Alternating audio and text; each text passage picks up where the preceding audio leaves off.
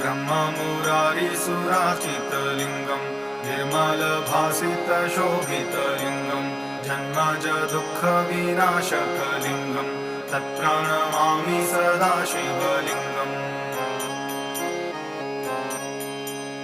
देवमुनिप्रवराचितलिङ्गं कामदहमकरुणाकरलिङ्गं रावणदर्पविनाशनलिङ्गं तत्प्रणमामि सदा शिवलिङ्गम्।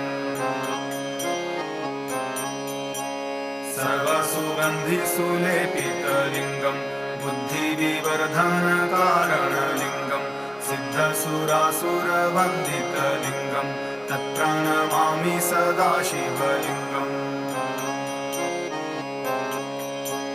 कनकमहामणिभूषितलिङ्गं फणिपतिवेष्टितशोभितलिङ्गं